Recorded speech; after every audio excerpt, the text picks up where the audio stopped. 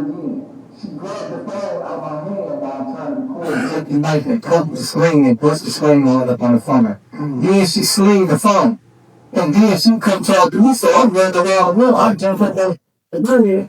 And I jumped up that bed. She tried to come around over the net, so I grabbed her gun from under the mattress. And she jumped, she was trying to come out. I shot, man. I kept telling her, you don't stab her? I'm going to defend myself. Defend yourself from what? I'm going to defend myself. You acting violent? There you go. See? Dude, you chill out. Chill out. Chill out. Chill out. You know what? Chill out. Why'd you try to cut me? You know what? I'm speaking for my mom because she's not here to tell her story. My mom did not deserve this at all. She was the best person, the most loved. I thank you guys for the support and everyone that loved her and here for her. But she did not deserve this at all. I'll have to live the rest of my life knowing that I wasn't there for my baby.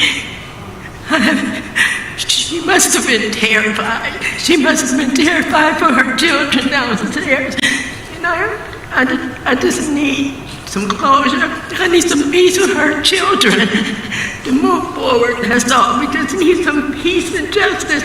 That's all we asking for. She did not deserve this.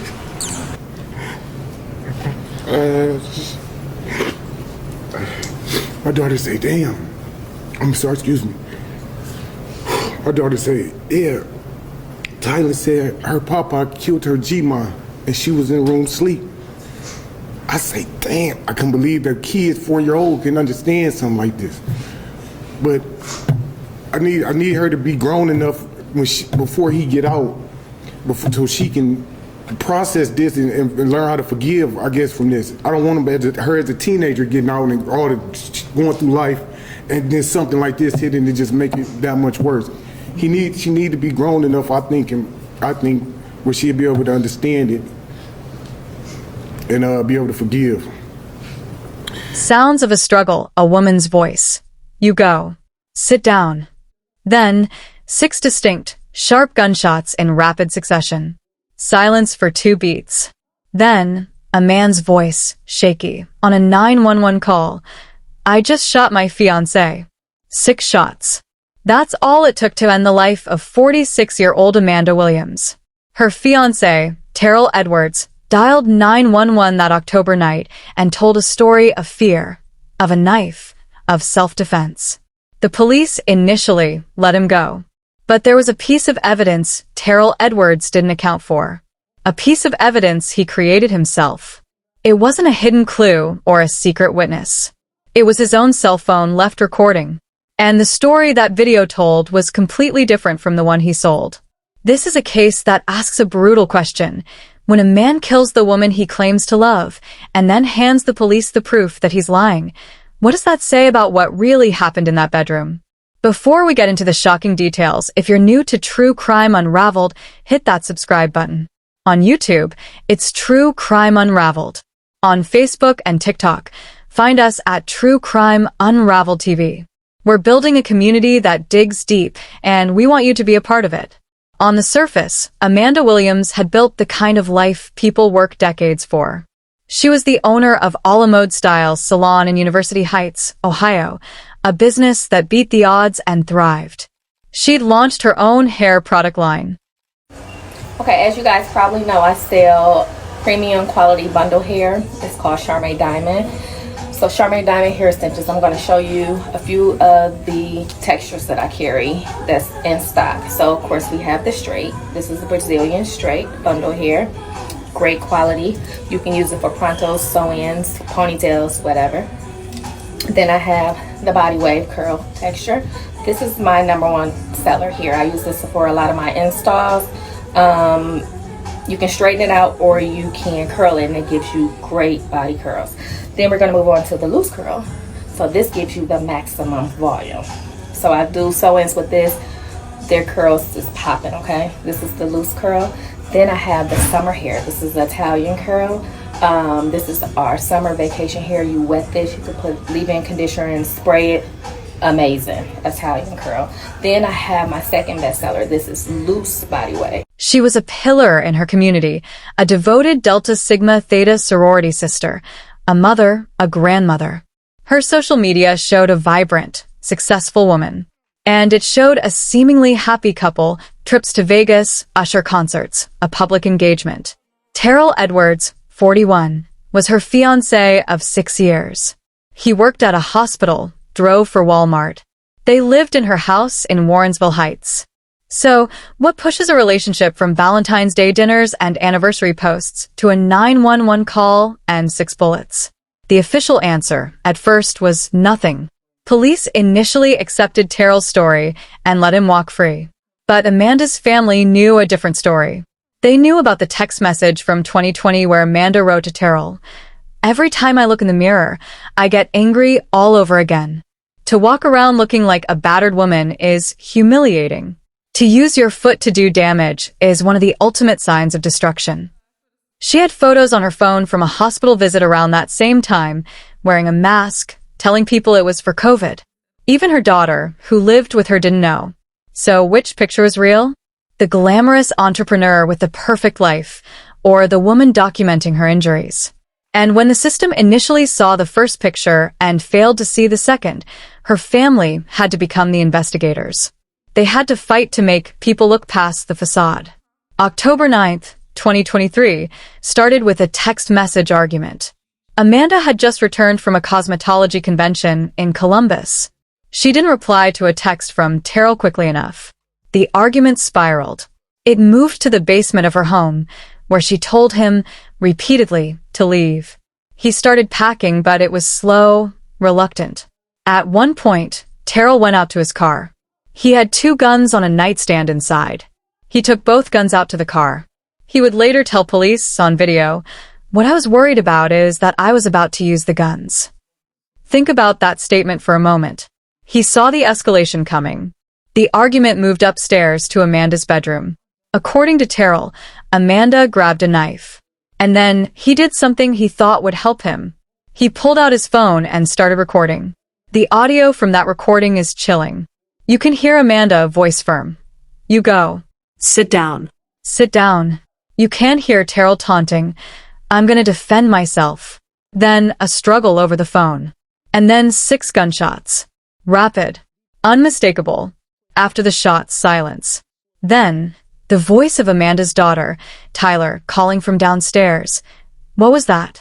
Terrell's response? Nothing. He then calls 911. When police arrive, he's ready with his story. The man had my hand down before I couldn't knife and put up the sling and burst the sling all up in the phone. Then she slung the phone. And then she comes out the window. I'm running around the whip. I take what that building. And while I jump out that building, trying to hold on with the knife on, I grabbed her gun. So that's it. And she brought her, she was trying to come out. I stopped, man. I kept everybody, put the knife down. Stop. She came at him with a knife. He was in fear for his life. It was self-defense under Ohio's Stand Your Ground law. It was a clean, simple narrative. And because of that law, the police's hands were tied initially.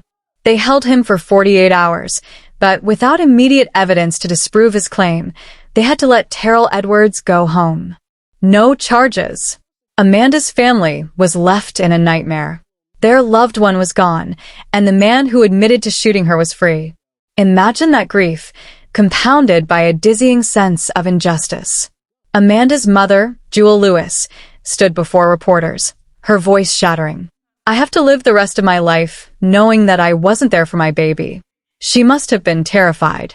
She must have been terrified for her children downstairs. This wasn't just a family mourning.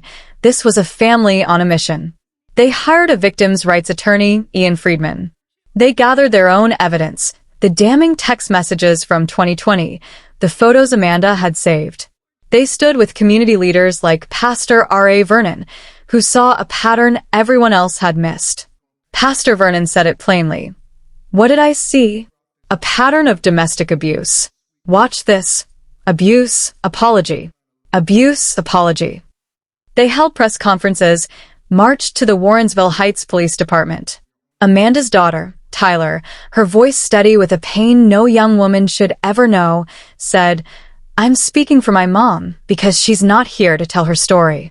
They were building a case the police had initially overlooked. They were painting the full picture of who Terrell Edwards was. And it worked. Public pressure mounted. The case was presented to a grand jury.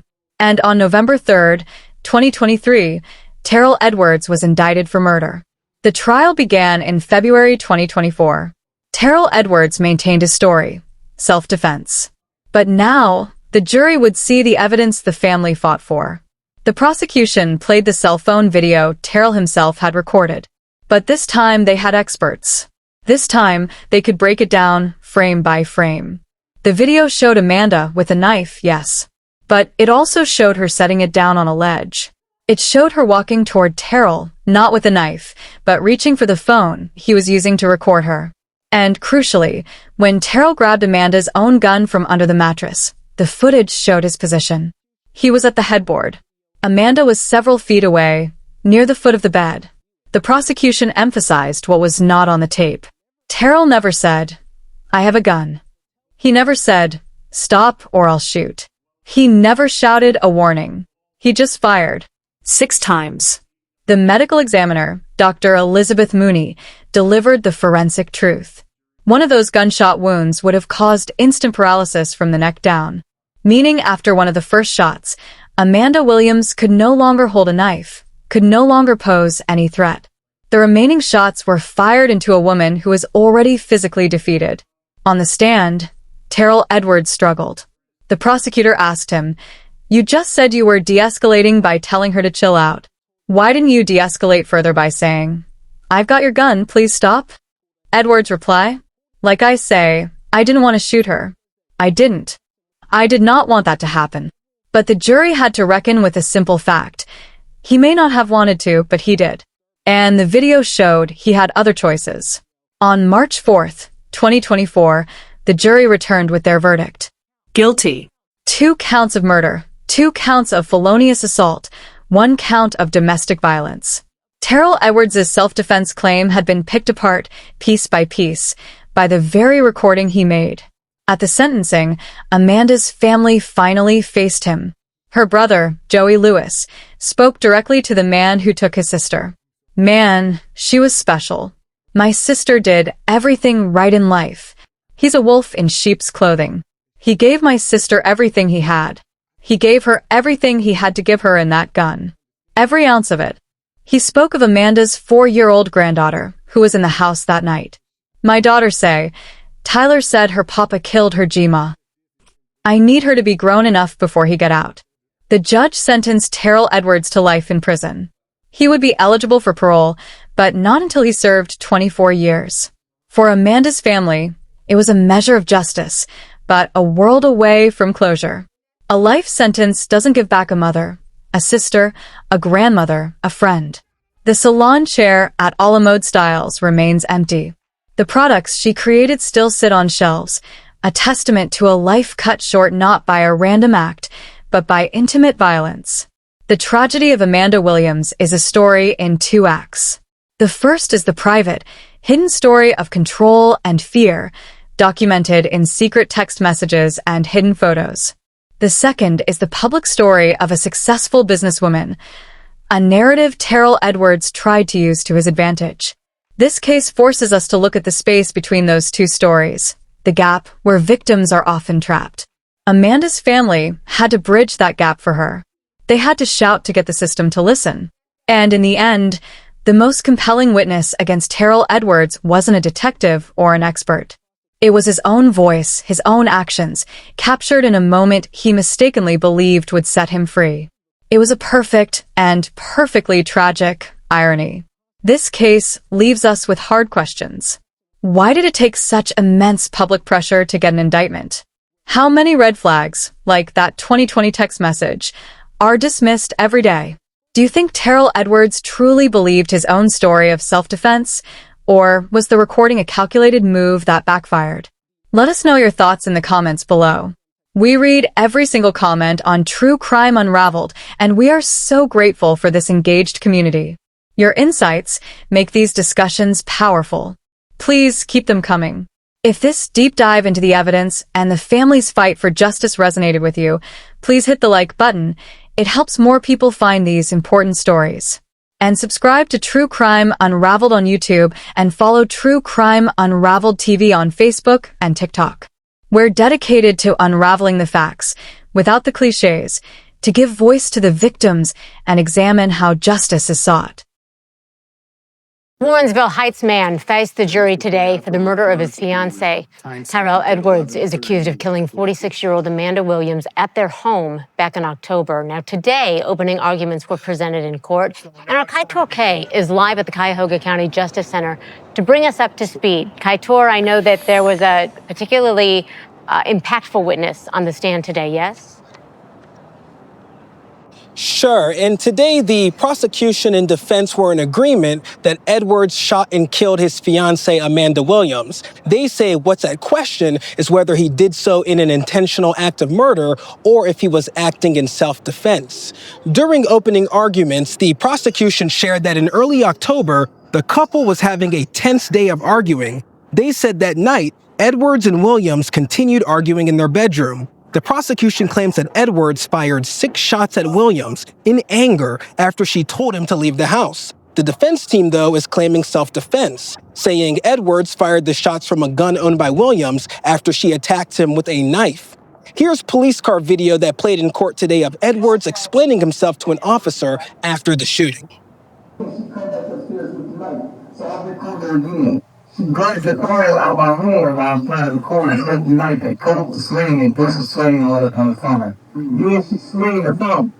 And then she comes out the roof and I ran around the room. I jumped up on the bullet. And I jumped on that foot. She tried to hang around with the metal, so I grabbed her gun from under the mattress and she jumped, she was trying to come out. I shot, man. I kept telling her, baby, calm down. Put the knife down. Stop. The prosecution later played more of that police car video, showing Edwards saying that during the argument, he had taken 2 of his own guns and put them in the car, saying, quote, "What I was worried about is that I was about to use the guns." The prosecution suggested that this moment shows that killing had been on Edwards' mind.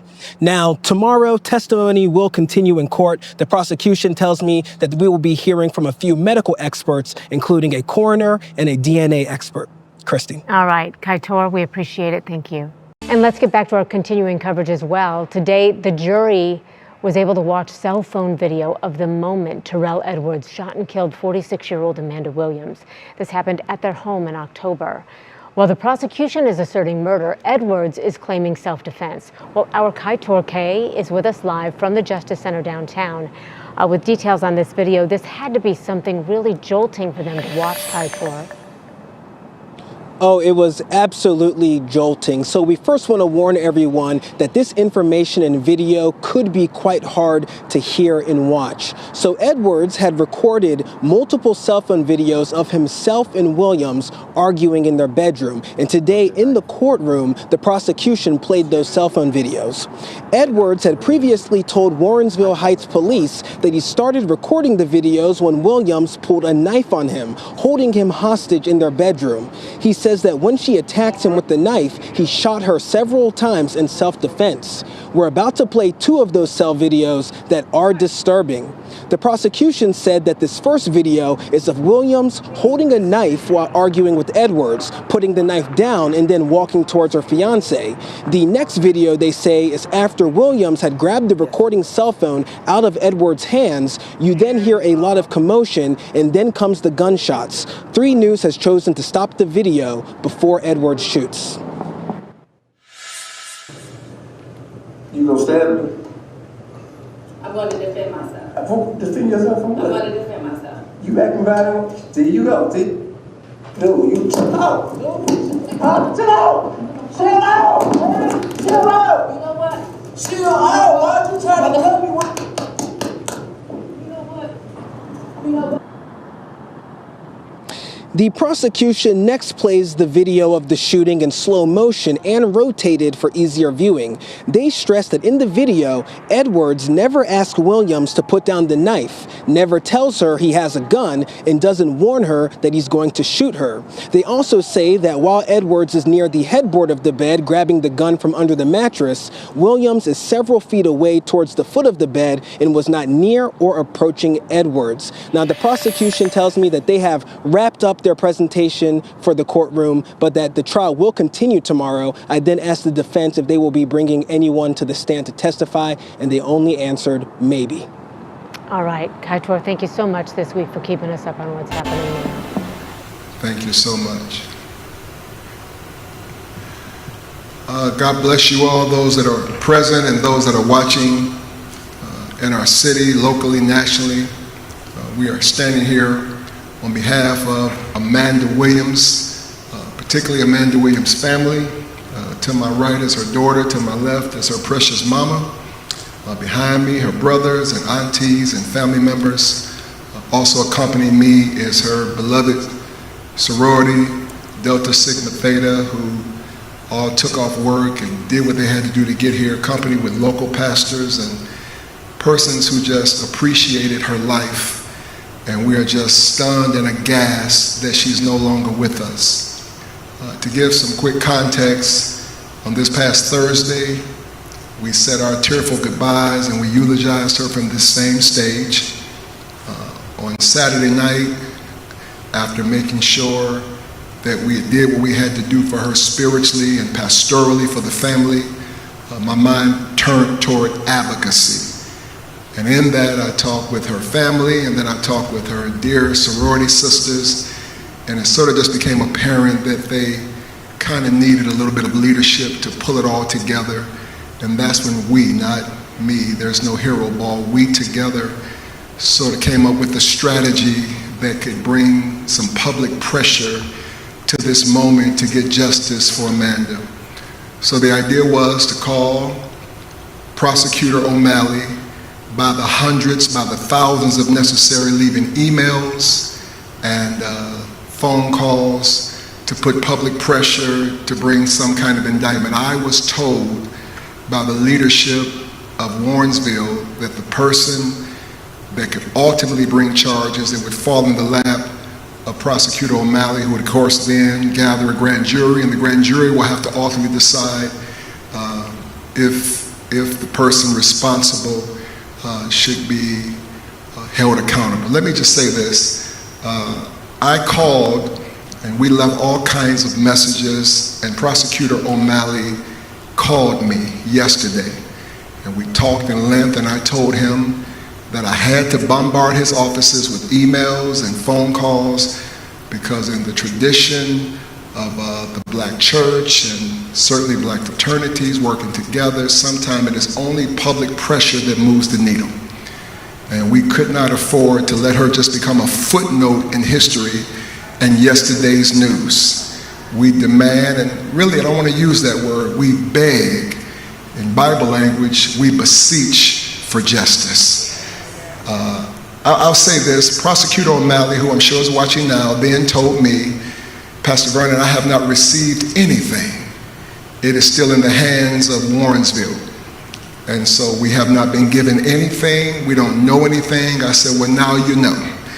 Respectfully, now you know, because ultimately it will wind up, we pray, on his desk. Let me say this as an opening statement, that I'm going to let her sorority sisters make a statement, and then ultimately her family, and also her attorney, Eon Friedman, is to my right, for any necessary legal advocacy necessary.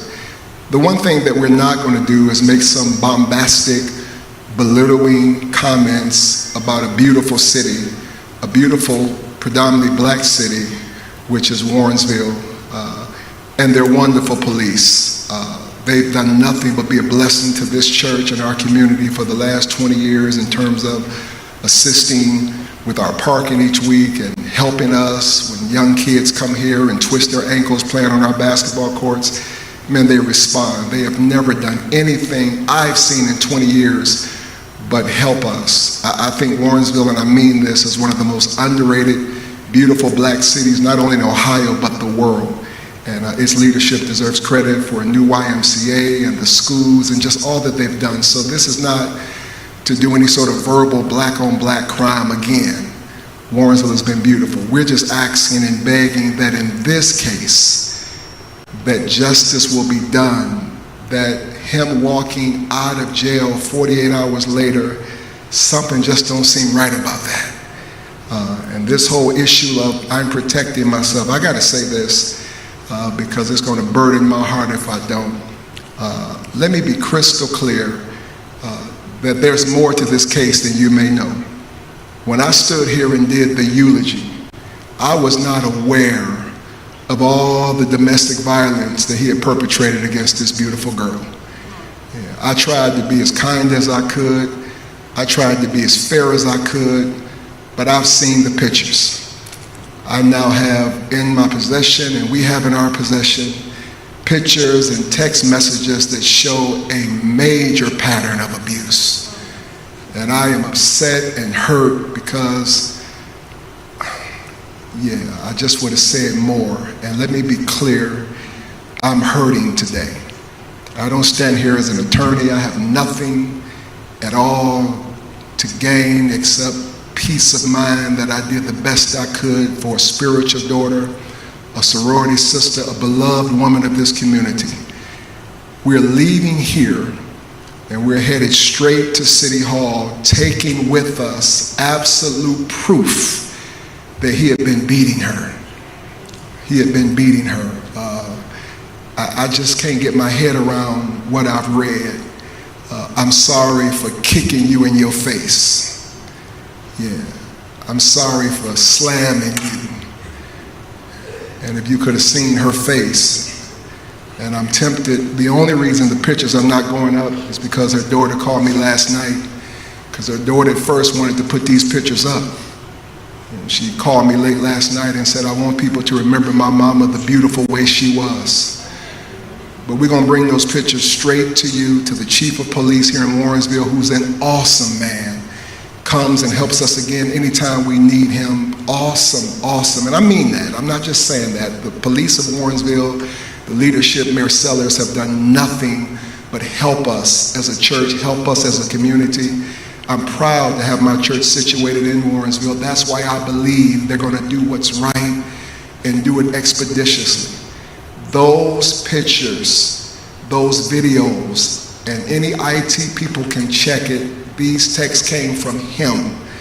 These pictures of her showing herself. Was she wrong? Like many, many, not only black women, but white and Latino women, all women of all colors who stay in stuff too long. Yes, guilty, guilty. I wish I would have known, I would have snatched her out. This being Domestic Violence Month, I think another issue of being romantically involved, to use Christian language, a soul tie, where you so caught up in somebody that you just keep. So what did I see? I saw a pattern of domestic abuse. Watch this. This whole pattern of abuse, apology. Abuse, apology. It's all throughout the thread. Abuse, apology, and then watch this, acquiescing. Her, okay. Man, I would have snatched her out. Yes, guilty, guilty. She should have left. That does not justify you taking her life. Now then the question that begs asking is, what does those pictures and that text thread have to do with what happened that day that she was killed? Because it shows a pattern of manipulation and abuse. It shows a pattern of manipulation and abuse that I believe that manipulation, even to the last moment of trying to make it look like she crazy black woman, when you the one that was beating the hell out of her. And the fact that you get to watch this, and I don't want to come across as, but I just think the worst thing in the world is at the end now, we're going to paint her as crazy. When all throughout this thread, I see nothing but a beautiful, sweet girl trying to love you, trying to love the perpetrator. So we are bringing these pictures right now. As soon as this is over, we are on our way to Warrensville City Hall. I talked with the mayor this morning. He said he's waiting on me. We want to make sure there is video proof, everybody, whoever, to show that we are handing over this. And then finally, I know that you cannot watch this or see these or view these photos and read these texts and not see that this was more than an isolated incident. I believe in my heart to the last moment, it was planned to make her look like she's some crazy woman. I think the whole thing was set up, and in the words of Flavor Flav, don't believe the hype. No, it's more to it than this. So that's my opening statement. This time I just would like for one of her sorority sisters, Delta Sigma Theta, of which she was beloved so much, to come. Then we're going to allow her family to have closing statements, and then we'll see if there's time for a few questions.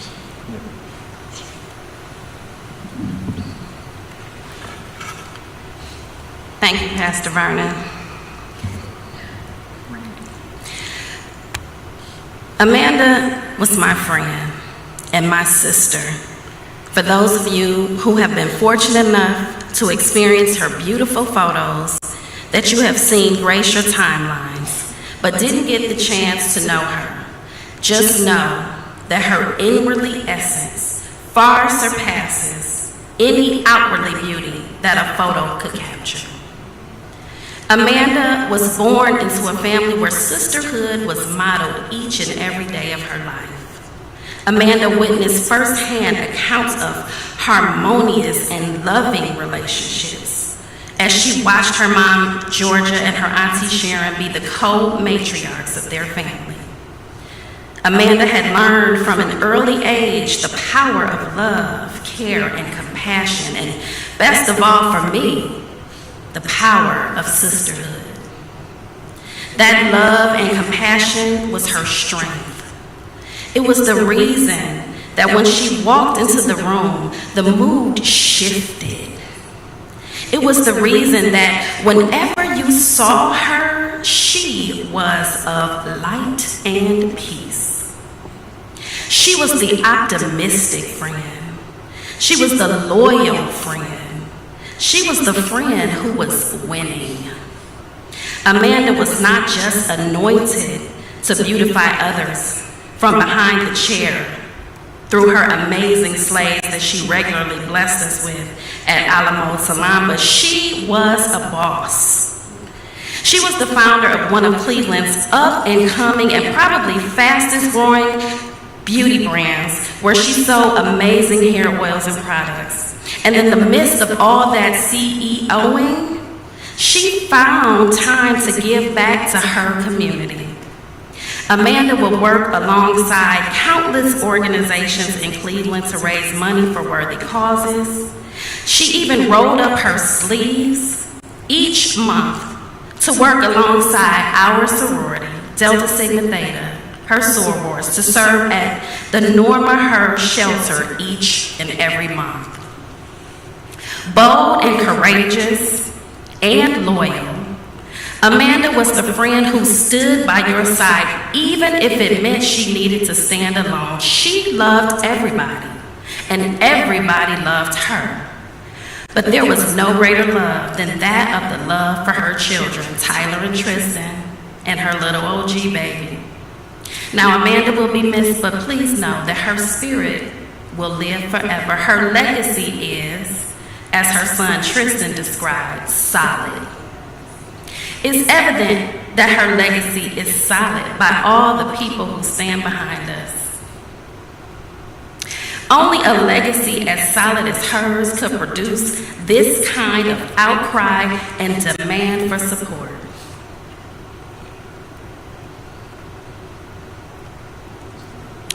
Even in her death, her legacy commands respect.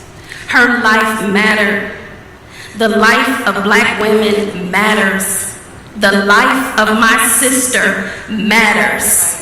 And for that, we won't stop until we get justice for Amanda.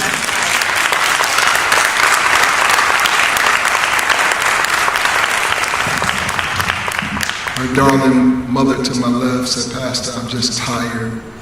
I haven't had a chance to grieve my baby at all, and I just don't have anything left. I just can't talk. But she told me she's been so hurt, so I said, I got you, Mama. So Mama says she has not had a moment alone since Amanda was killed. And she can't really even start the grieving process, if you think about it, until there's some kind of closure. So the daughter, her daughter, Amanda's daughter, is going to come and speak on her mother's behalf and the family, and then we'll have a closing statement. Thank you.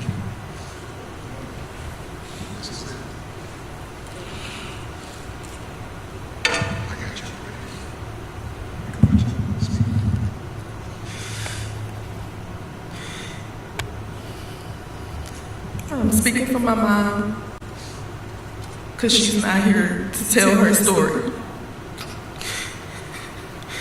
My mom did not deserve this at all. She was the best person, the most loved. I thank you guys for the support and everyone that loved her and here for her. But she did not deserve this at all.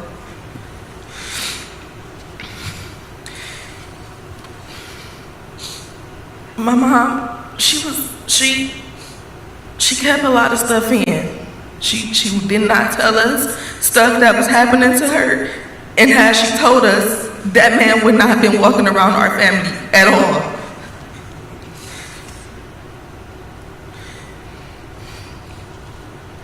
I just want justice for my mom. Something has to happen. We don't feel safe. Letting this man out in 48 hours is not what she wanted. It's not what that's not okay. It's not okay.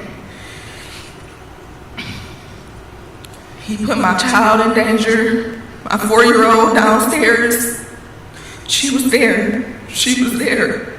He didn't care about nobody.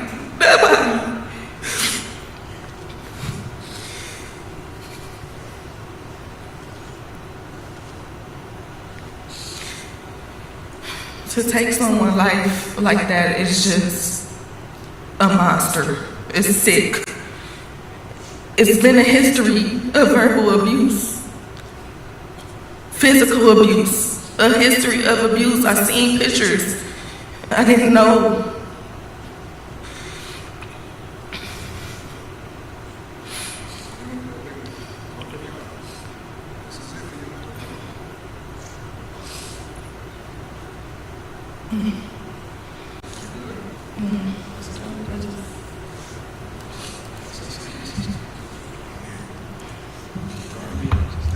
I'm Amanda's brother. I'm Joey.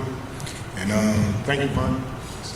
And I need justice. So, I mean, however gotta come, I need it. You see all these people behind me? I mean, she is loved by a lot. She got an army behind her. And we begging for it the right way. We want justice. And thank you again, Bonnie. Come here, Mike. You got something to say?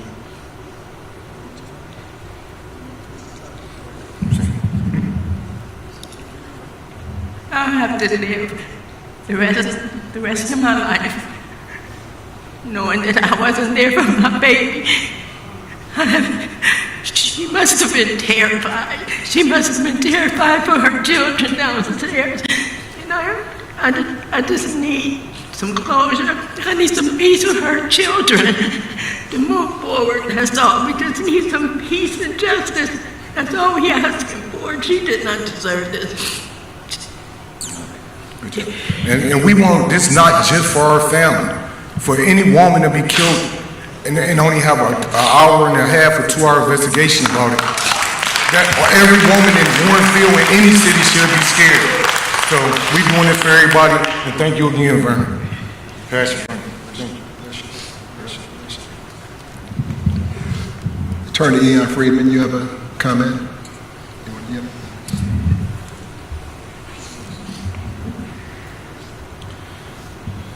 Good afternoon. I'm Ian Friedman, counsel for the Williams family. And all I can say to you, Ms. Williams, and to the rest of the family is no family should have to be standing on this stage, period. And to hear you say that you were not there as her mom, I beg to differ. You are here as her mom. And everybody here now is going to make sure that this is seen through. The evidence that the police department had earlier was not the full picture. And as Pastor Vernon said, we're now going to bring all of that evidence that the full picture is painted. And once seen, now there should be an investigation. And now the family will get what they deserve. And now Amanda will get what she deserves as the justice in this case. Thank you.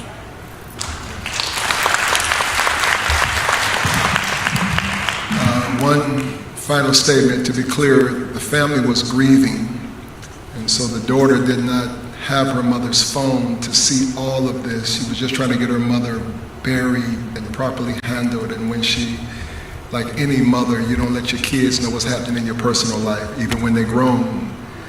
And so we didn't have these pictures and videos. So again, to Warrensville's detectives, to the chief, to everyone, maybe you just didn't have what you needed. We're bringing it. To be clear one last time, we're asking that you let the evidence speak and see a clear pattern of abuse and manipulation. And we believe that to the last moment, how do you have time to take out your phone and record something and protect yourself and all these things you're claiming unless you set it up from the beginning? And how do we know she's not running from you? When her daughter heard her screaming, "Get out, get out, get out," and you wouldn't leave. So I've heard enough. I don't stick my head out unless I feel pretty good about something. If the evidence says that I'm wrong, I have no problem humbling myself as a leader and saying I missed it. But I don't think that's the case here. So let me say this final thing. There is no beautiful outcome here. Yeah. Our spiritual daughter is gone. Somebody's mama gone. I was just telling my sister, and for some reason, don't ask me why, but I keep thinking about my sister, who other than my wife is my best friend in the world. And thank God my brother-in-law has never touched her. But if he was to take my sister's life, so I just feel the pain of that. So we're asking that as we bring this evidence to you, that you let the evidence speak, see this clear pattern, then please present it to the prosecutor. We're asking Prosecutor O'Malley, who I'm sure is watching, to do all you can to get this in front of a grand jury, and then we will respect the democratic process of our country. One final thing, I want to put everybody on the spot in a beautiful way. Prosecutor O'Malley shared with me on the phone yesterday, and I asked him and told him I would say this, and that is that he would get that footage and allow this family to see this supposed footage by the end of this week. I mentioned Friday, you said there should be no problem with that. You told me that me and the family could come and see this supposed footage that allowed somebody who took a life to be gone in 48 hours and watching me probably right now. There is no beautiful outcome. For another black man to go to jail does not make me smile. But if my own son, I told my wife, either of my sons beat a woman and killed her, with tears in my eyes, I'd have to let them go to jail. That's called justice. That's called being responsible as a man. So we are on our way to Warrensville City Hall to drop off this evidence. And then we just believe that the beautiful city of Warrensville, the beautiful police that I've known 20 years, the beautiful detectives, the chief that takes care of the Word Church every Sunday, thank you, Chief, would do what's right by this family. I think that concludes anything. I think we're good, so we're going to conclude. This is a church, and I still believe in Christ, and those that may be watching, I still want to pray. I know this is a press conference, but I want to pray. Father, we pray now for Amanda's family. We do. I want you to hold this woman of God, this mother. I can't even imagine the fact that her beautiful daughter won't have her mommy for these holidays. Her granddaughter won't be able to see her Gigi. Lord, we are sad. Her brother, who feels like I do about his sister. The entire family, her sorority sisters, the Divine Nine, the Word Church, Cleveland, Ohio, hairstylists across this city, all of us who loved her. Lord, we pray that you would help us with justice, Father, for her, that this mother can rest in peace or have some kind of closure before she goes to heaven. Now be with her, God, and be with this entire family. In Christ's name we pray. Amen. Thank you. This time we're headed to City Hall. Thank you so much. Yeah. Got enough light? Oh, that was Oh, no, one second. Sorry. You can go. Come on. No, that's all right. Let him go. Come on.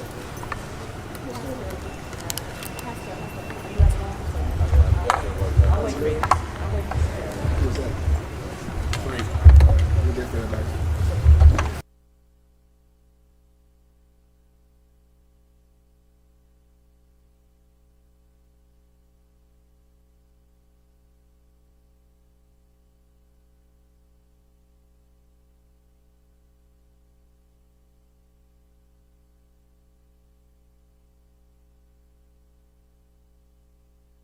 Phones are muted, turned off, and all those great things, and we appreciate that. All right, thank you, everyone. Have a seat. He is. Okay. So we can probably bring him on in. Bring it right up? Yeah. Okay, good. So a couple of things, right? I absolutely, once again, expect proper courtroom decorum no matter what. The sheriff's deputies are here. They're in charge of courtroom security. And if anybody does or says anything that impacts on courtroom security, they have my full authority to act appropriately, and I know none of you wants that to happen. So please make sure you keep that in mind. Ask that all your phones be off and put away.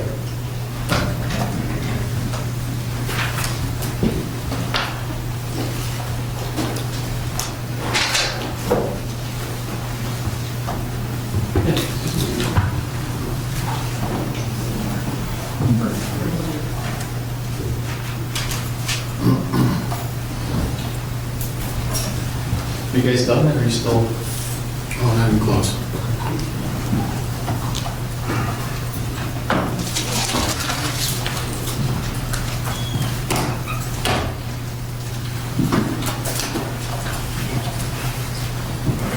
All right. For the record, we are here in the matter of State of Ohio versus Terrell Edwards. Good afternoon, Mr. Edwards. Yeah. Mr. Edwards is present in court this afternoon with his attorneys, Mr. Petropoulos and Ms. Brenneman, and good afternoon to you both. Good afternoon. Mr. Filiatro, Ms. Graham are present on behalf of the government. Good afternoon to you both. Good afternoon, Judge. We are here in our case 686377 for sentencing, where at a prior date, jury returned verdicts of not guilty to count one, which is the aggravated murder charge, but guilty to the remaining counts, which are 2 counts of murder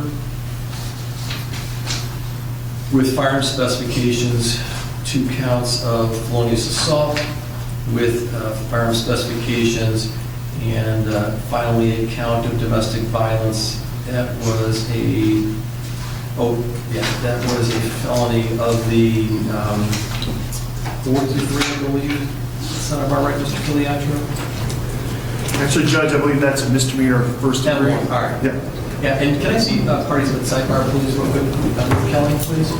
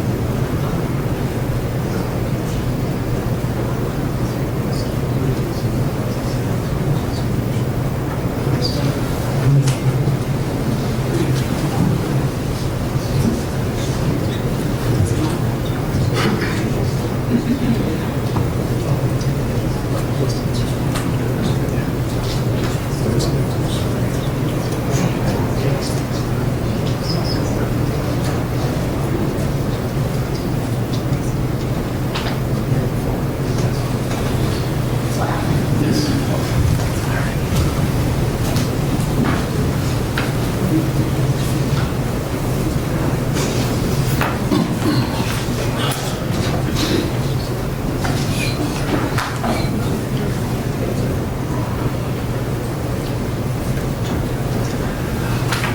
right, and I did not have the benefit of the preparation of a pre-sentence investigative report. And having sat through the trial, I felt I had sufficient information to make a decision. Mr. Filiatro, can you address the court with respect to the concept of merger? Yes, Judge, thank you. Your Honor, pursuant to the statute 2941.25 requires that the court address, and the prosecution actually address the issue of merger in this case. Your Honor, in this case, the state concedes that counts 2, 3, 4, and 5. So both counts of murder, both counts of felonious assault, as well as the count of domestic violence, will all merge with each other. The state elects to proceed to sentencing on count 2, that would be the murder A count, where the jury found that the defendant purposely caused the death of Amanda Williams. That goes to counts. I've got a separate situation with regard to firearm specifications. If you'd like to make a record, you're more welcome to. I will, Judge, thank you. Your Honor, as the court is aware, there is the case State versus Bowler. This is 171 Ohio State 3rd, 678, 2022-Ohio-4370, which requires the court to follow 2929.14B1G with regard to firearm specifications. And I'd like to read that into the record. B1G states, quote, if an offender is convicted of or pleads guilty to 2 or more felonies, if one or more of those felonies are aggravated murder, murder, attempted aggravated murder, aggravated robbery, felonious assault, or rape, and if the offender is convicted of or pleads guilty to a specification of the type described under Division B1A of this section in connection with 2 or more of the felonies, the sentencing court shall impose on the offender the prison term specified under Division B1A of this section for each of the 2 most serious specifications of which the offender is convicted or to which the offender pleads guilty, and in its discretion also may impose on the offender the prison term specified under that division for any or all of the remaining specifications. So, that being said, while the second count of murder and both counts of felonious assault merged with the first count of murder, the firearm specifications do not. So the question for this court today, the court... Well, if I may, yes, perhaps that might be a time for that argument when you... That's fine. Get mitigation or your portion of the sentencing. Right. So just to put the court on notice, we've talked about merger, firearm specifications are different. All right. Anything else by way of a preliminary matter, Mr. Filiatro? One other thing, Judge. The defense filed a motion on March 8th, 2024. I don't know if you've seen this. This is defendant's motion to set aside verdict and enter judgment of acquittal pursuant to Criminal Rule 29C. Did you have to walk through a copy of that? I did not. I had not seen it then. Okay. So... May I see it? Yes. Yes, please.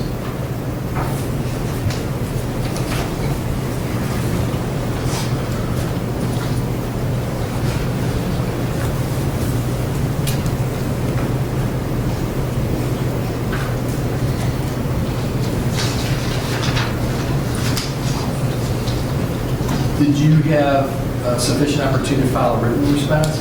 I have not filed a written response. I can respond orally today, or if the court would prefer a written response, I'm certainly able to do that. Mr. Petropoulos, this is your motion. What would you like for me to know? Well, just Judge, as the motion states, We're asking, based on criminal rule 29, for a motion after verdict or discharge within 14 days of filing of the sentence and entry. Of course, I did it quicker just because of the sentencing date, but basically the argument is that all evidence adduced at trial from the video showing the long butcher knife, the forensic evidence all indicating, where it occurred, how it occurred, as well as what was heard downstairs by the only eyewitness. We think that when you look at that in the light most favorable, even to the state, that they have not met their burden, would ask the court to set aside the verdict based on that. Mr. Filiatra, I don't know if you are prepared to respond. If you are, I'm happy to hear that. I am prepared to respond to that, Judge. Thank you. Your Honor, the problem with the defense's motion is that a lot of what we know about what happened to Amanda Williams only comes from the defendant himself. Why do I say that? We've got video 1 that was taken at 11:31 p.m. Video 2 is 1 second long, taken at 11:32 p.m. Video 3 is taken at 11:38 p.m.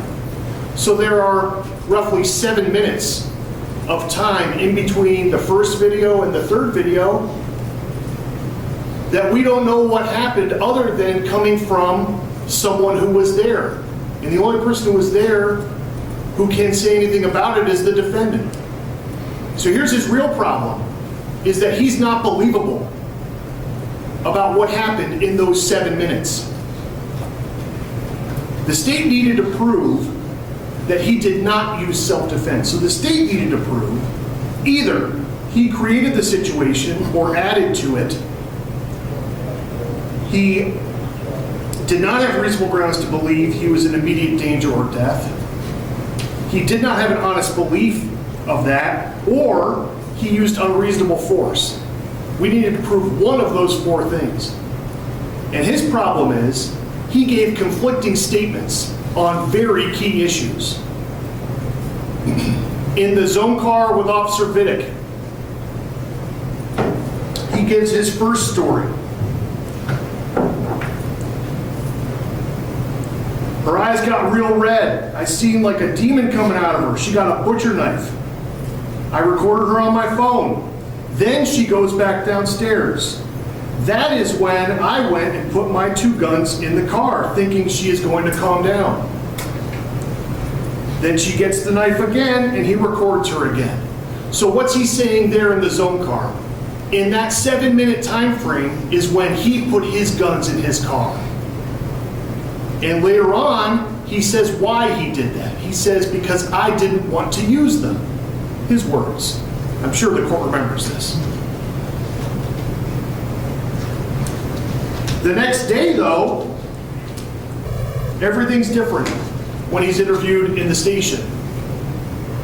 Now it's, she told me to sleep with one eye open, and she held me hostage for that whole time frame. And she reached for the guns. And that's why I took them out, because I didn't want her to use them. That begs the question.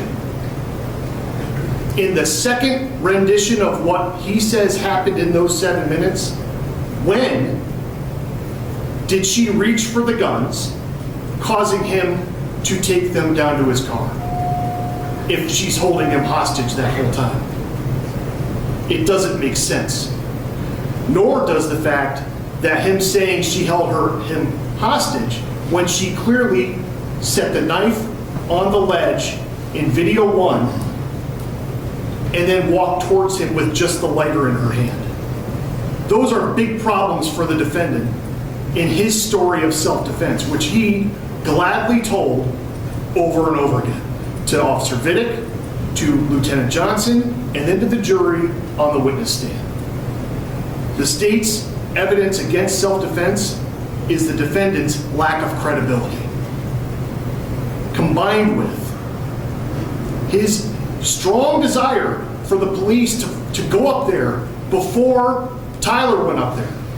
You'll remember from Officer Cologne's body camera that he said, get in there, get in there. She wants to go up there, don't let her see. And the knife's still up under her. He says to Officer Vidic, she was holding the knife in her hand when she fell.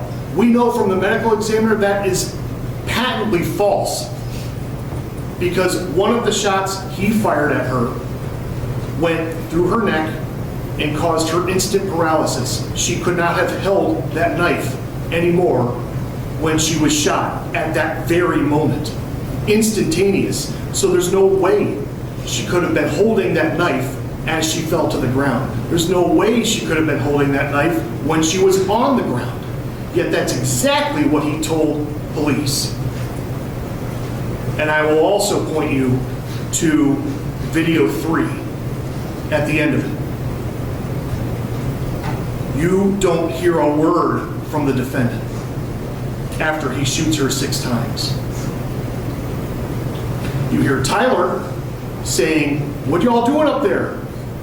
But you don't hear a word from him, and then you hear rustling. You hear movement.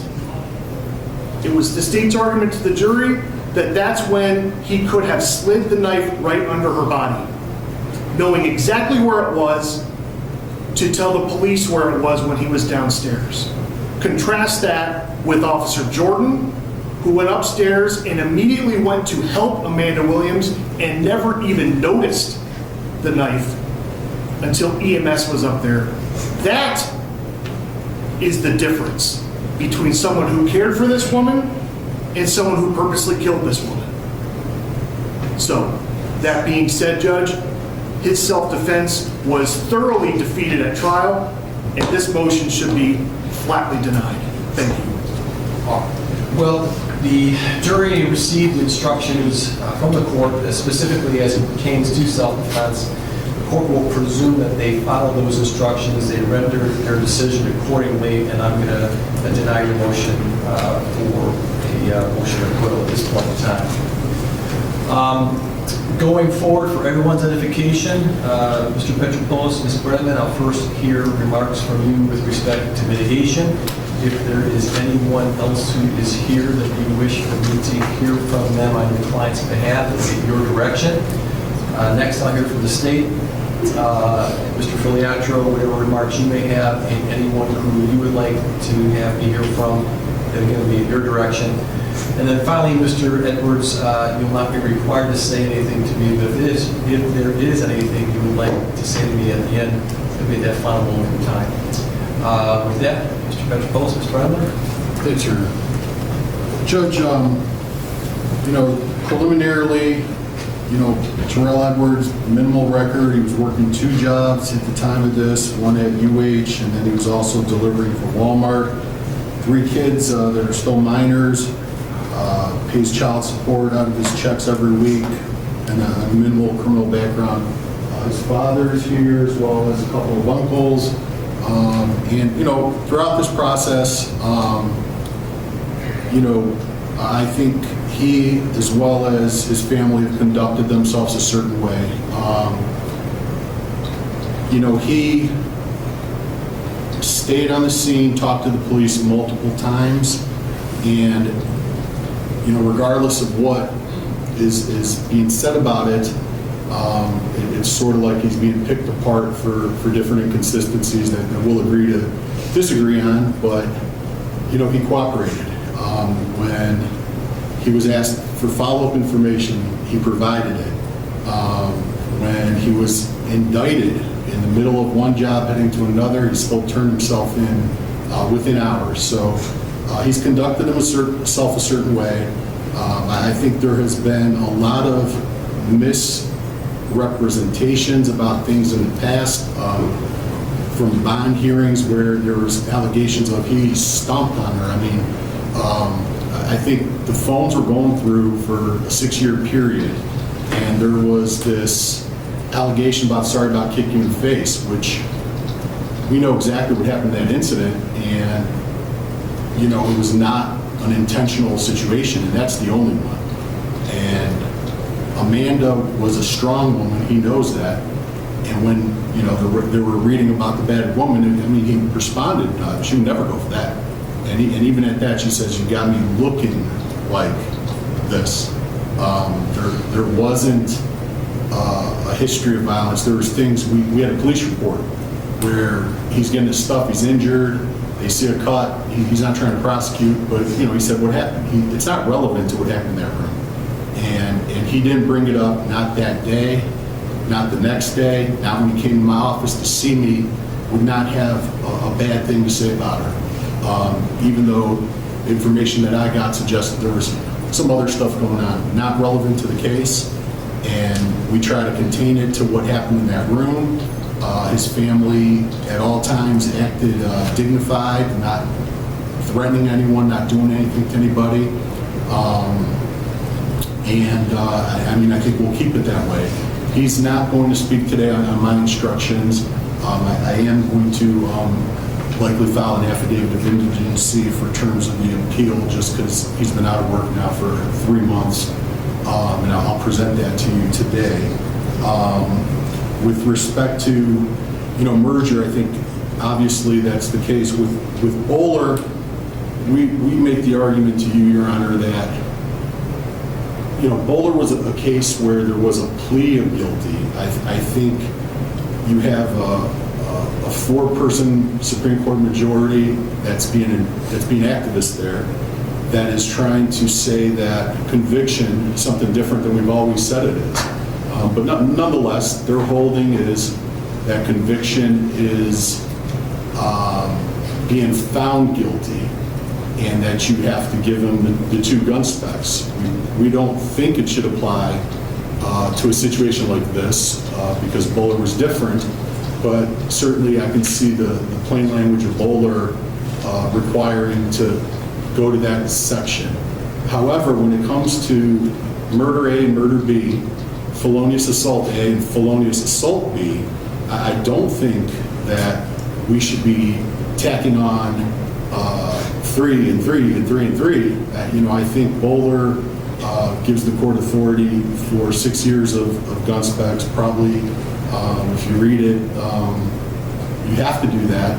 But I think that that's the appropriate sentence in this case.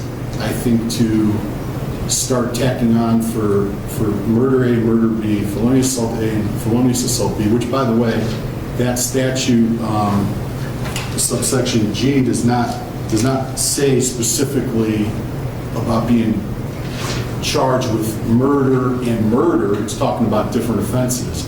And so I think the court should be contained to a 15 to life sentence and 6 years on the gun specs. I don't think that it would be appropriate for these charges to do more.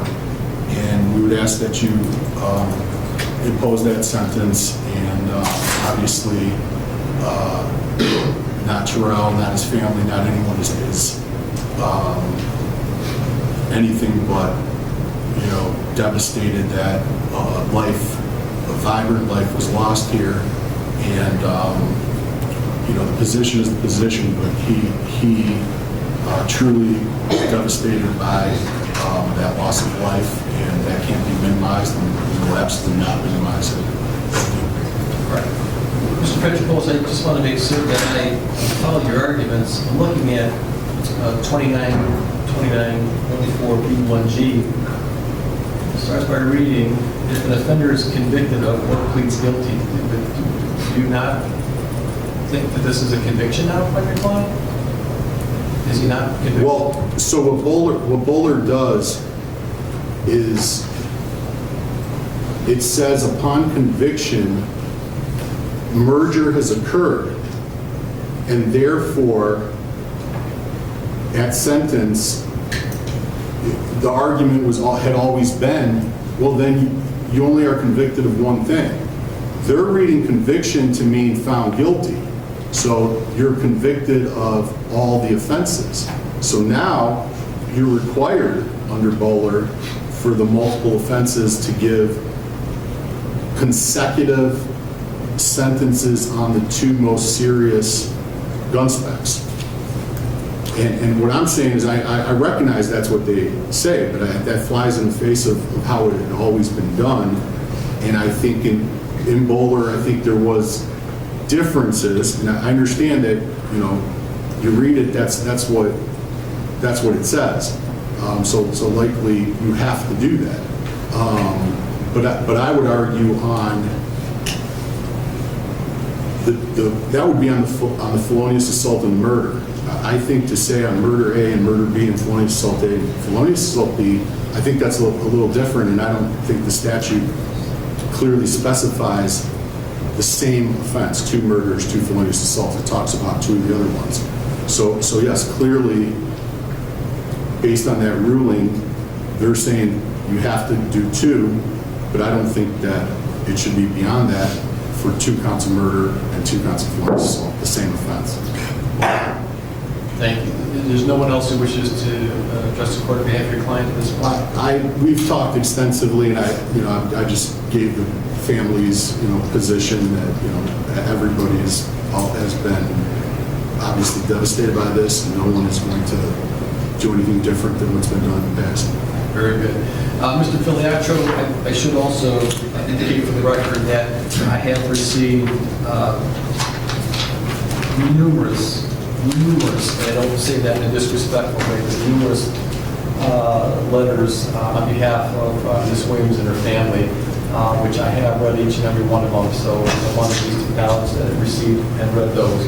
And then Mr. Filiatro, on behalf of the state. Thank you, Judge. Your Honor, I'll begin by addressing the firearm specifications argument that the defense just made. Bowler is talking about what to do when offenses merge, but the firearm specification statute, B1G, says what it says. Paragraph 20 of Bowler. This application of the plain language of the statute furthers the apparent legislative goal in enacting 292914 B1G and requiring that offenders like Bowler be subject to separate prison terms for multiple firearm specifications. The General Assembly appears to have acknowledged that the use of firearms in certain violent crimes should carry a hefty penalty. Paragraph 21. We note that 2941.25's merger provision does not override 292914 B1G, as the latter is the more specific and the more recently enacted statute. Firearms and the use of firearms, especially in cases of domestic violence, which is what we have here, pose an extremely dangerous situation for people in those relationships.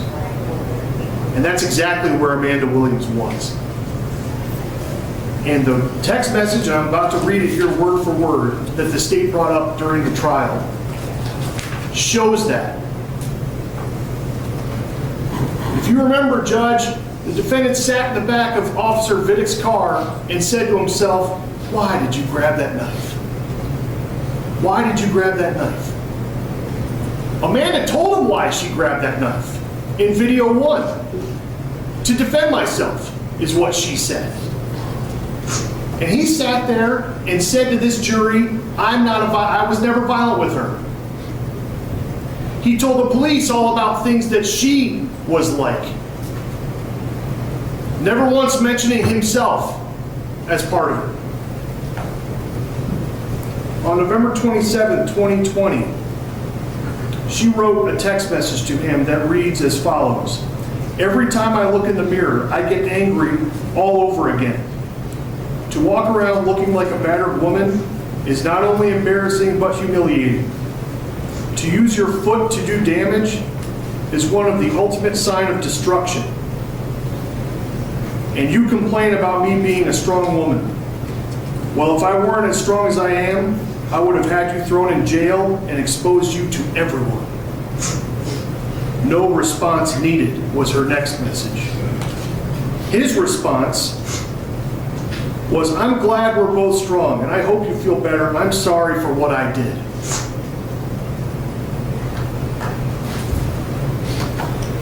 He's not saying, "Wow, what a misunderstanding we just had." He's admitting he used his foot to cause damage to her face. His next response, "I just wish the love we say we have for each other would show every day unconditionally." And her response to that, and this is why he knows exactly why she needed to defend herself, "It will never be the same." And she had pictures on her phone of her face, pictures of herself in the hospital 2 days earlier getting treatment. You heard Tyler Williams' testimony. She did not know about the problems in their relationship.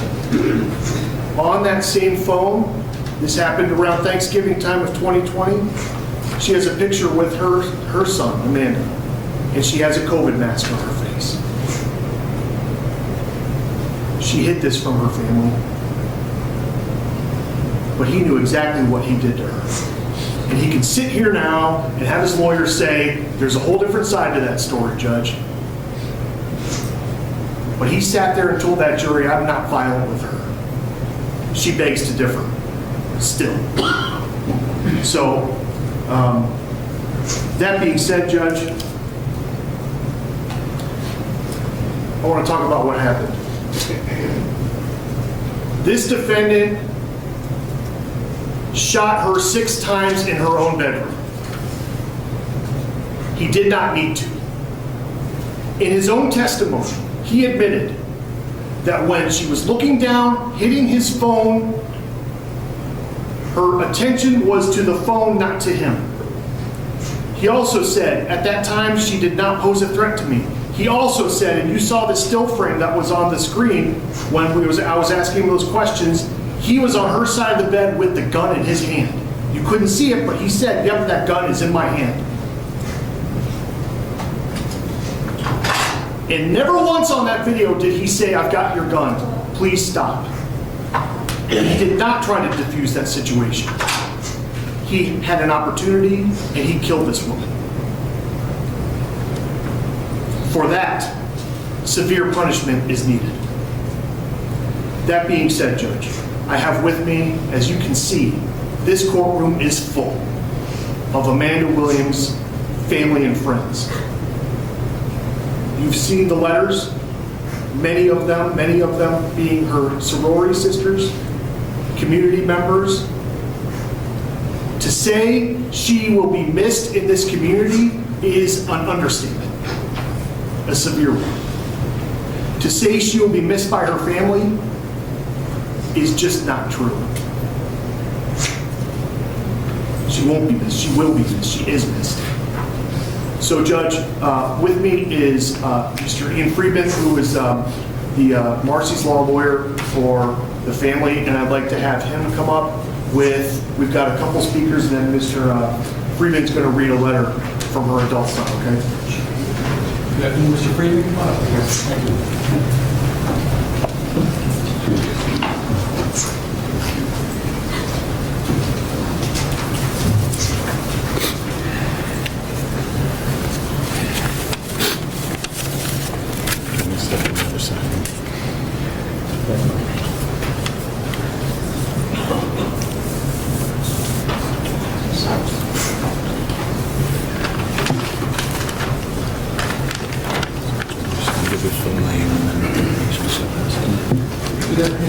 Hey, how you doing, Judge?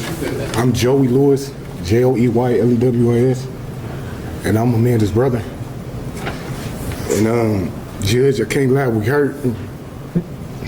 So Mr. Lewis here, what I would say to you, and I'll probably say to others, I can't imagine being in your shoes, right? Yeah. But I want you to know that whatever it is that you have to say to me, I know is important.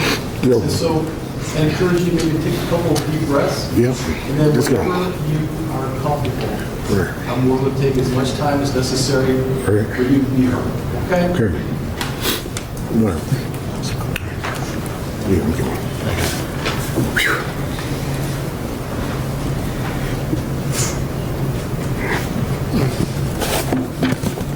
So here, I'll do it with you. Take a couple deep breaths. All right, take a deep breath. We're going to hold it. We're going to let it go. Okay, so deep breath in.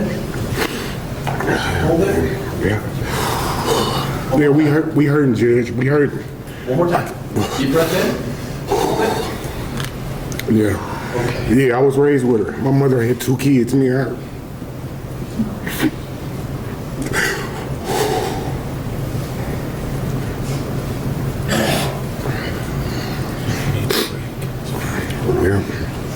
Yep. So she's like a second mother to me.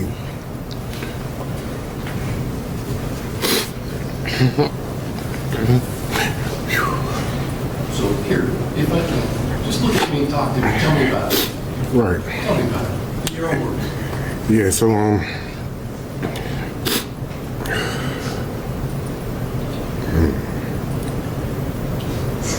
But let me start by asking. right, so yeah, look, Tell me about you.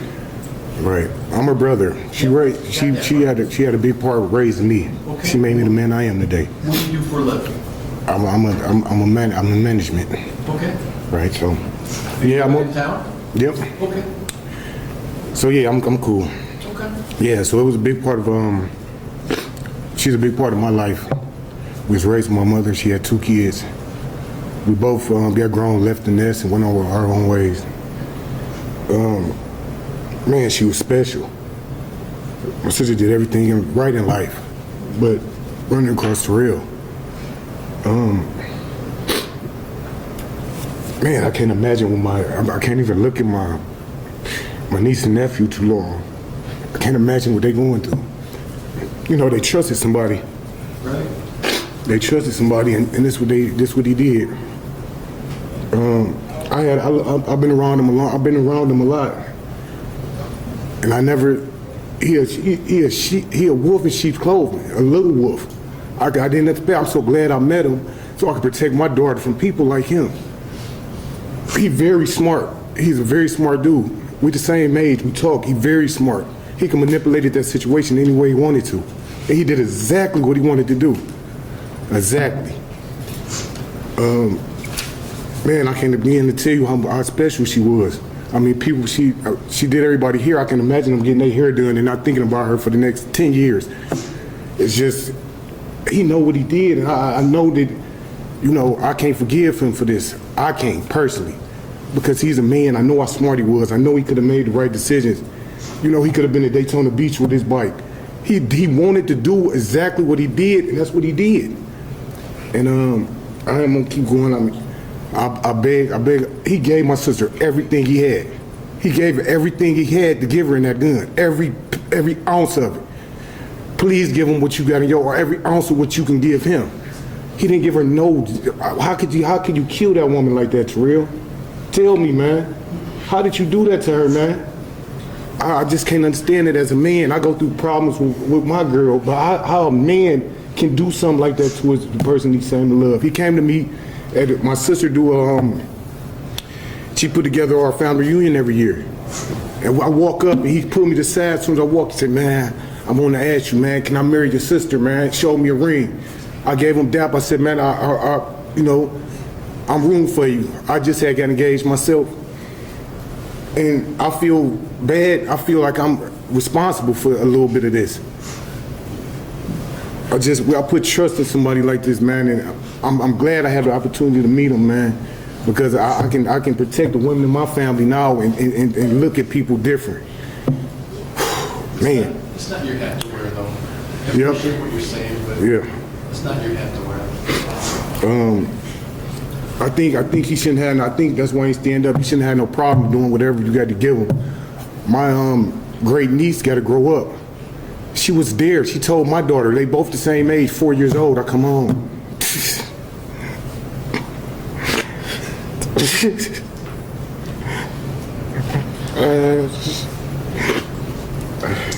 My daughter say, "Damn." I'm sorry. Excuse me. My daughter say, "Yeah." Tyler said her papa killed her G-Ma and she was in room sleep. I say, damn, I can't believe that kid, 4-year-old, can understand something like this. But I need her to be grown enough before he get out, so she can process this and learn how to forgive, I guess, from this. I don't want her as a teenager getting out and all the going through life, and then something like this hitting and just make it that much worse. She need to be grown enough, I think, where she'll be able to understand it and be able to forgive. That's all I got. I mean, that's it. You know, Terrell, okay, I mean, go do your time, man. You put yourself in this position, man. You know, we liked it you a little bit, but she liked it you, we liked it you. I tried everything in my everything to like you, man. And that's what you did. I think it's about to be lenient. You can't get enough time right now. Thank you for your time, Your Honor. Thank you for your We appreciate it. All right.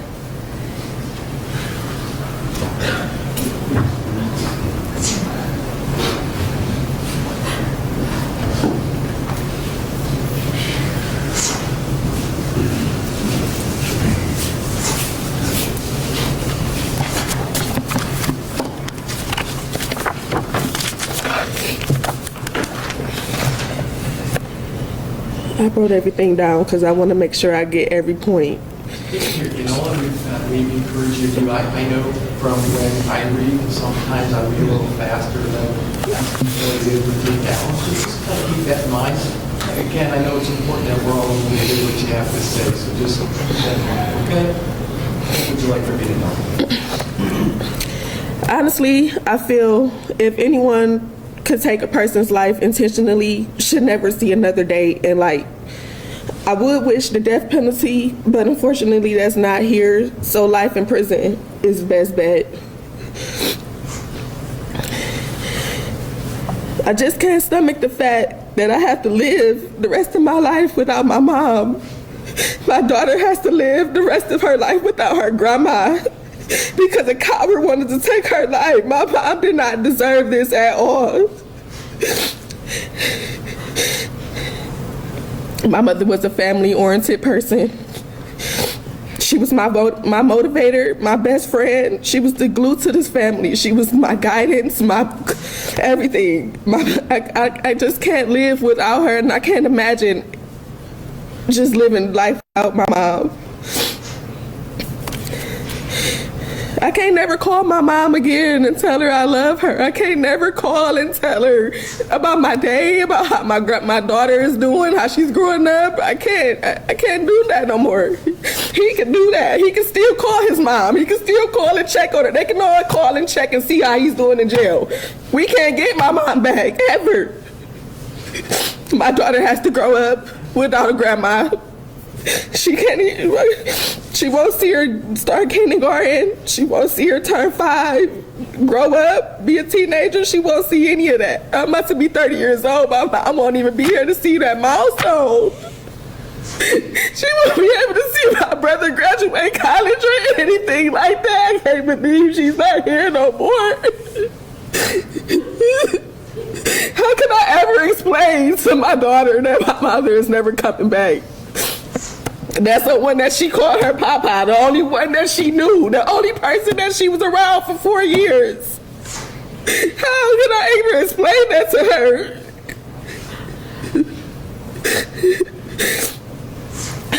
And you said you never wanted me to be traumatized. I was traumatized the moment I walked in the room and see my mom lying there. And I was even more traumatized. I couldn't even hold her with her last breath. I just can't. It's not sitting right with me. I don't feel like anyone should be out here in this world if they kill someone. I don't respect a person like that, and I don't have any sympathy. This man never had any remorse for my mom at all. He didn't try to get her up. He didn't try to make sure she was okay. He didn't have no remorse or nothing, and I don't either. I don't think that he should have any time. He should be in jail forever, for life. And this is my beautiful, kind-hearted mother that he just took a beautiful spirit away. She can't even finish her life.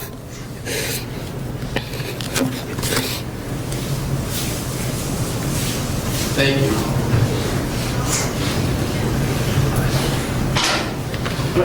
Your Honor, we have one more. Thank you.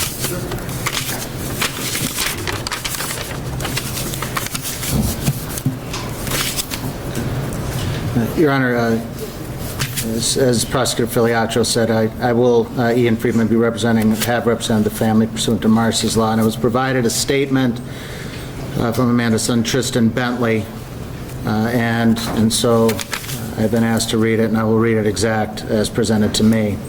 And it's entitled, In Loving Memory of Amanda Williams, Victim Impact Statement.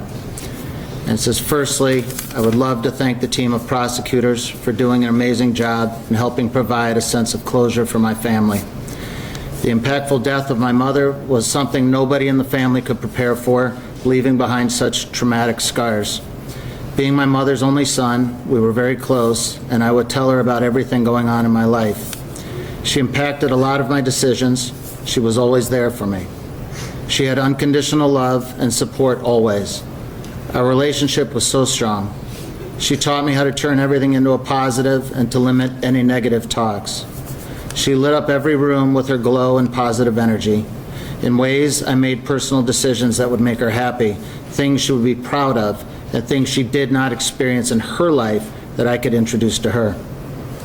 I learned a million things from her, even if it was not an intentional lesson. She showed me what a sophisticated woman looked like in this world, how to maneuver through life while juggling your own business, while also showing me how to treat people you care about.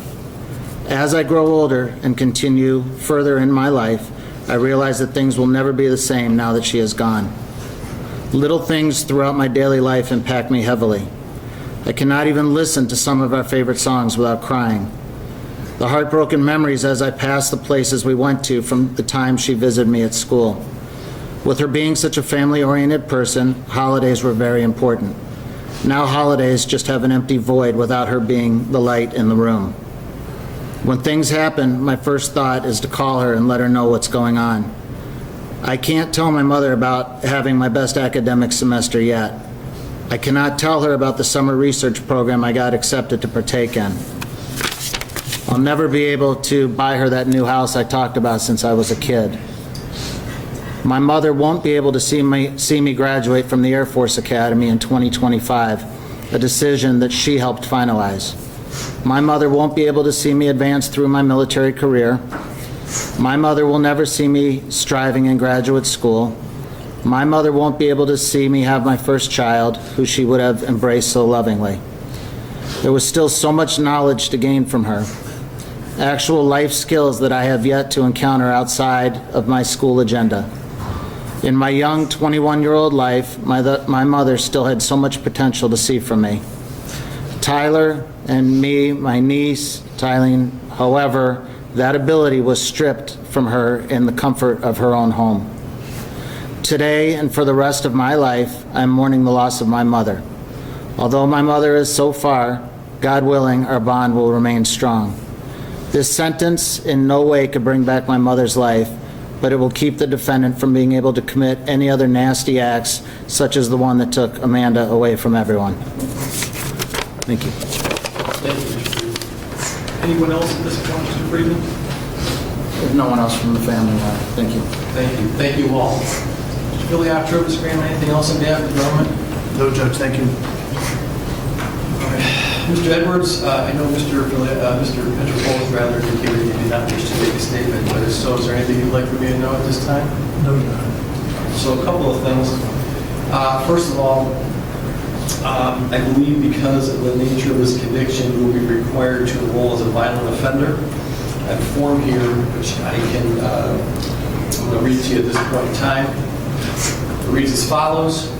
You have been convicted of or pleaded guilty to a qualifying violent offender offense as defined in Ohio Revised Code 2903.41. You are required to enroll in person with the sheriff of the county which you establish residency within 10 days of coming into that county, or if occupying a dwelling for more than 3 days in the county.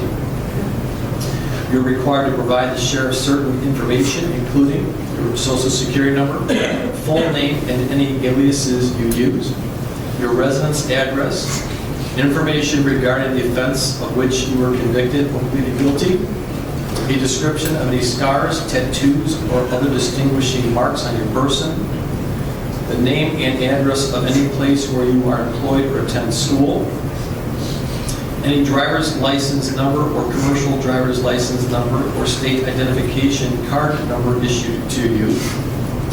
The license plate number of each vehicle owned or operated by you or registered in your name. The vehicle identification number and a description of the vehicle must also be provided to the sheriff. You are required to provide the sheriff fingerprints and palm prints. If the sheriff will also obtain a photograph of you at the time, the sheriff will also obtain a photograph of you at the time of your enrollment. After the date of initial enrollment, you are required to re-enroll annually. You must update and/or amend any of the above information described that has changed and provide any additional information requested at the county sheriff's office within 10 days of the anniversary of the calendar date on which you initially enrolled. If you change your residence address, you shall provide written notice of that change to the sheriff with whom you most recently enrolled and to the sheriff of the county in which you intend to reside. You are required to comply with all the above requirements for a period of 10 years. Since your last residence or your current residence is in Cuyahoga County, you'll need to register with the Cuyahoga County Sheriff's Office upon your release. Failure to enroll or failure to verify residence at the specified times will result in criminal prosecution. This next paragraph, number 9, is really for you, but it reads, I acknowledge that the above requirements have been explained to me. I understand that I must abide by all provisions of the Ohio Revised Code, chapter sections 2903.41 through 2903.44. Any questions for me, Mr. Edwards, about these obligations? I am going to, with your permission, sign this form on your behalf. Is that okay, since you're currently handcuffed? Yes, sir. All right.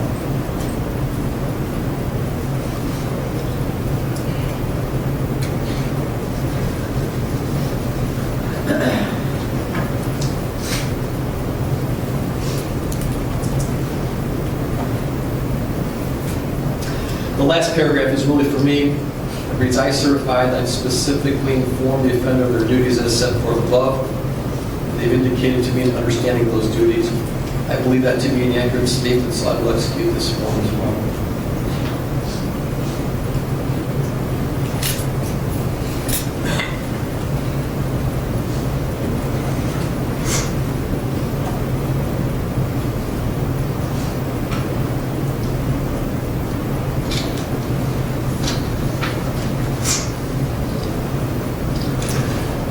Mr. Edwards, I want to also advise you, because this case has gone to trial resulting in a conviction, you have a right to an appeal. I want you to understand that you have the right to an appeal in this matter within 30 days after the filing of the court's sentencing journal entry.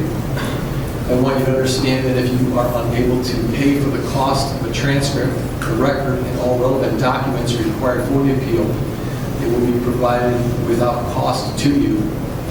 I want you to understand that if you are unable to pay for an appeal, you are entitled to have the notice of appeal filed without the payment of a filing fee. And I want you to understand that if you are unable to obtain counsel for an appeal, counsel will be appointed for you at no cost. Do you understand these rights which I've just provided you? Yes, sir.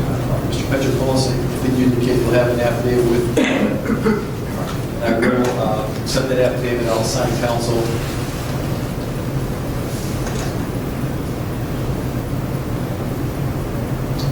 You know, to say that this is a tragic case is an understatement, to say the very least. The loss to this family and the community is immeasurable, and there is no amount of time, in terms of years, that is in any way meant to or will ever equate to the loss of Amanda's life, and to do so or to try to do so really is disrespectful to her memory. I do find that counts 2 through 6 merge, and we'll proceed to sentence on count 2. The sentence on count 2 will be a 15-year sentence, or actually it's a life sentence with parole eligibility after serving the full 15 years. That will run consecutive to 2 3-year firearm specifications pursuant to 2914B1G. Additionally, I'm going to serve an additional 3 years of firearm specifications, again pursuant to my discretion under 2914B1G. I'll not impose any fines. I will have him pay 1/2 of the court costs and proceedings.